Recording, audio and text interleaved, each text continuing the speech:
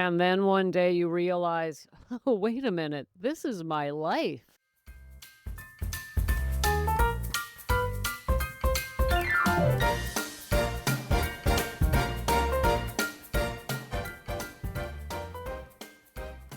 Welcome to Sobriety Snippets for Ambitious Women Over 40, where we elevate our mindset and trade hangovers for higher consciousness, one powerful snippet at a time. I'm Becca Jacobson, and I'm so thrilled to be here with you on Monday, the 5th of January. And you know what? Honestly, this feels like the first normal day in weeks. Last week, it was New Year's Eve, the week before Christmas, and then everything leading up to it. Today, it's Monday. Things are finally open. I've been waiting for particular offices to open that were closed for the holidays. Honestly, isn't this like the first normal day? I believe it is. And I have for you on this first quote unquote normal day, back to normal routine during a fresh new year. Before we get started, I want to let you know that today's snippet is the beginning of a series I'll be sharing throughout January. We're going to be talking about identity, emotional states, awareness, and what actually helps change stick, especially in early sobriety and periods of transition. The truth of the matter is, gals, it's all about elevating our mindset, but it's not quite what we might think it is. And so today I'm going to talk to you about what I mean when I say that we trade hangovers for higher consciousness. Well, first of all, what is higher consciousness? Well, what's lower consciousness? I mean, what are we talking about here? I'm going to simplify it today. And the truth is that other people who say those words might mean something different. And I want you to know what I mean so that we're on the same page as we explore and live here in Snippet Land together. By the way, if you're new, welcome to Snippet Land. This is the Snippet ecosystem, which includes YouTube, snippets, resources, live events, and so many more goodies. You've entered an amazing world for 40 plus women who have alcohol as an issue in their lives. And I'm so glad you finally made it here. Welcome home, my dear.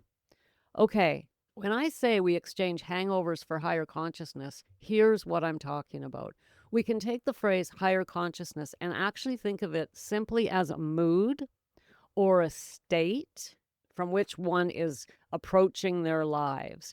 So here's what it means. You have people in your life and you describe them in certain ways. The predominant words you use to describe somebody is you noticing their state of consciousness. You know, the girlfriend who's always sick, the girlfriend who's always negative, the one who's fearful, the person in your life who walks around constantly in a particular way they approach life.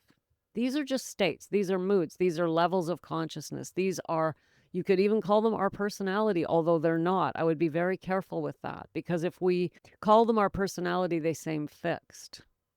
And so what I want us to get really clear on today is that these are simply states or moods that we can move in and out of, and they don't define us, and they're not permanent. So one of the things I hear women doing a lot is claiming these states as permanent. And one of the most powerful ways to make a state permanent is by stating it as permanent. So I hear women say things like, oh, I'm anxious. That's a state. And guess what, my dear? The minute you said that, you locked it in. You are now an anxious person. Enjoy it. Hope you're enjoying it. Have fun with that because that's what you've declared yourself to be. Listen, gals, don't declare yourself to be something you don't want to be. I don't care if you've been anxious every day for the last 6 years or the last 10 years or the last week. The minute you declare it, it digs in deeper and it becomes your defining characteristic. And my dear, this is not who you are. Now, anxiety or anxiousness is just one example. We could, of course, use alcohol here. I'm a person who struggles with alcohol is a way of being. It's a level of consciousness. It's a mood. It's a state. Call it what you will. It's a belief system around which your life will be based as long as you identify with it. Now, I am heavily, heavily focusing on identity here in January. In fact, the theme for January is choosing your identity. Now that we've got the New Year's over with and everybody's arrived in what I like to think of as back to normal land, which is today, Monday the 5th, when we're finally having that first full week of just sort of normal living. It's time to regroup and ask yourself, who am I? Who you are is defined by the level of consciousness or the state or just simply the mood or the identity or the character or the person that you define yourself as. What we call it really doesn't matter. But what is important about it is that if you agree to it, it is yours. Now, if you believe that, think about what I just said. This is so unbelievably exciting. If you agree to it, it's yours. Well, you know what that means? That you can agree to being a woman who is powerful, prosperous, healthy, happy, alcohol-free. You can claim those identities just as easily as you claim an identity of anxiety or anger or self-pity or regret or resentment. All of these are states, whether positive or negative, they're simply states of being, and they are not permanent. Underneath all of them, the good, the bad, and the ugly, underneath them all, you are pure golden light. You are pure love. You are made in the image of a creator that is pure love. And I don't care what your religion is, that's who we are underneath. We're all spirit. And everything that we glue on top of that beautiful, pristine, glowing, loving spirit is just something glued on top of it. Think of it yourself as someone walking around with sticky notes stuck all over your face, your head, your body, and the sticky notes, each one of them contains a word or a definition of a human. Anger, resentment, fear of missing out, judgment, whatever it is, or happiness, joy, compassion. All of these are little sticky notes stuck on you. They're on your back, they're on your sleeves, they're all over you because you've allowed them to be glued onto you, stuck onto you. That's who you are. But all you have to do, my dear, is pull them off. Just look at that state and say, I don't want a state of anger in my life anymore. This is no longer who I am. I recognize that I've been angry and I'm not being her anymore. This is how we change our identity. Is this easy? No. But let me tell you something, it's worth it. I want to tell you something else very, very important about states or levels of consciousness or moods. You can just use mood. All of these are moods. Anger's a mood, fear's a mood, joy's a mood, compassion's a mood, generosity's a mood. Whatever you want to call it, here's what I want you to know about them. In addition to what I've already said, I want you to know this. The state itself exists, but you don't have to live in it. That's a choice. Meaning the state of anger exists. There are lots of angry people out there. You can't get rid of the state of anger, but you can choose whether or not you allow it to be who you are. Moving out of a state is as simple as moving from one room in a house to another. So we can imagine that we all live in a giant mansion. A castle even, huge, a huge, huge mansion or castle full of rooms, and each room is a state. When we go from one room to the other, we don't mourn the leaving of a room. We don't try and beat up the room. If we're in the fear room, we don't try and kill the room. We simply open the door and walk out and go into the next room. And we get to choose what room we live in. And we live in more than one room throughout a day. I'm trying to make this simple because I want to give you this visual because, as I said a moment ago, this is simple but not easy. Now, it's as simple as saying, I recognize that I carry fear or self-pity or resentment or whatever the word. You fill in the state, you fill in the consciousness, you fill in the mood. You recognize it, and then you decide to make a conscious decision. I don't want to live there anymore, and I'm replacing it with this. And then do a visualization. Imagine yourself walking out of the fear room and into the courage room. Now that was simple. Here's why it's not easy. Habit. You're going to automatically default back to the rooms in which you've been dwelling. You've been dwelling in the fear room. You're going to wake up back in the fear room. You're going to have to consciously say, no, wait a minute. I don't live here anymore. Let me get back over into the courage room today. And this takes effort. It takes energy. It takes awareness. It takes desire. That's a huge one. My dear, I have said a lot in the last 10 minutes, so much so that everything we've talked about in the last 10 minutes, as a matter of fact, can completely change your life. In fact, gals, this is exactly how I have changed my life and continue to change my life. I choose the mood, the state, or the room in which I want to live. And then I go to work over time to get myself out of one room and into another. Because yes, I wake up and there I am back in that room. And by wake up, I don't mean literally waking up in the morning, although it can happen then, but we just go on autopilot. We just go back to where we were. We just automatically default. We fall back into the rut. And this is actually proven by science that our minds are plastic, neuroplasticity, right? So if we're in a room or a state or a mood of anger, there is a groove in your brain, an anger groove. And the reason you keep falling back into anger or fear or whatever it is because you have a groove. The only way to change the groove is to start creating a new one. And that takes a huge effort in the beginning. In the beginning, it almost feels impossible because every time you turn around, you're back in the old mood, back in the old room. You're like, wait, what happened? I thought I wasn't living here anymore. Damn it.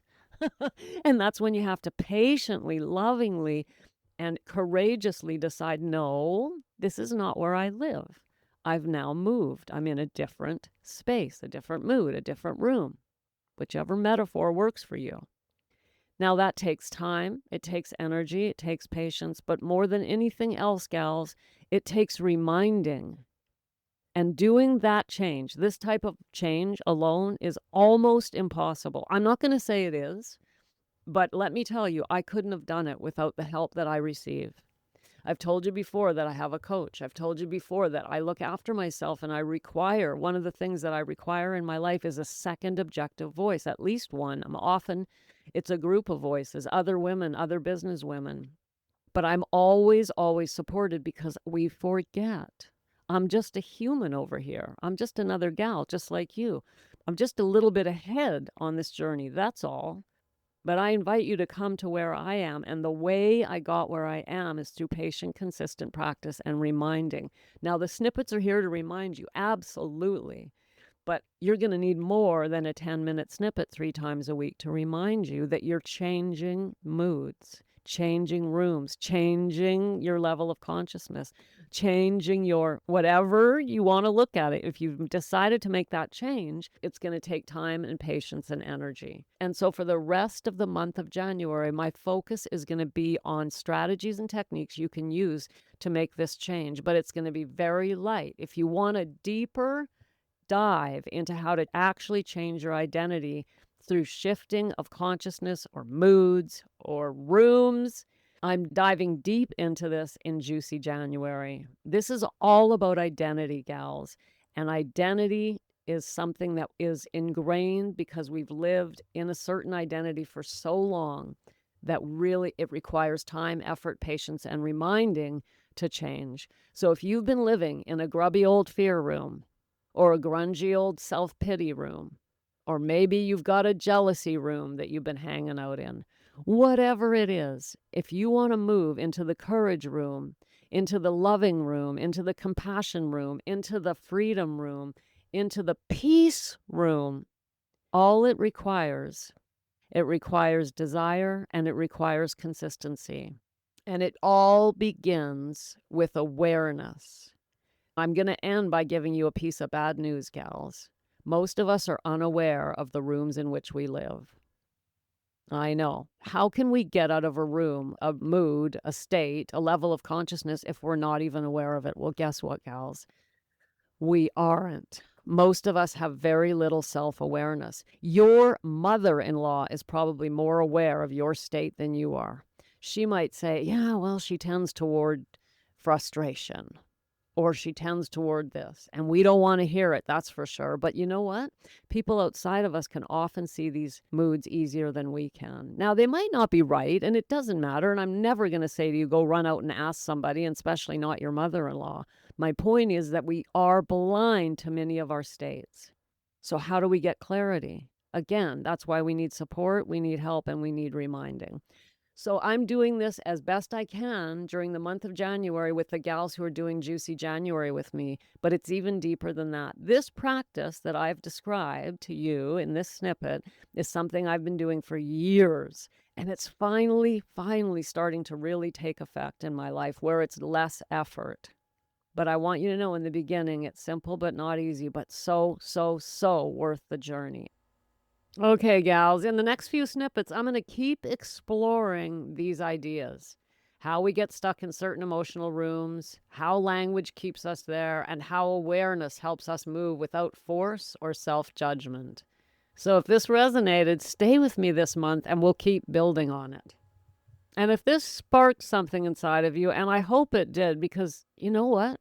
It's the most exciting thing I've ever experienced. This journey is so exciting and so transformational. I'm just so excited. So, if you're interested in what we're talking about here and you want to go deeper and you want to have some support and some other eyes on the situation, Juicy January just started. And that Juicy January is my version of dry January. We don't do dry January in Snippet Land, gals. We do Juicy January. We're on day 5. There's an amazing group of women who've already signed up, already in the room.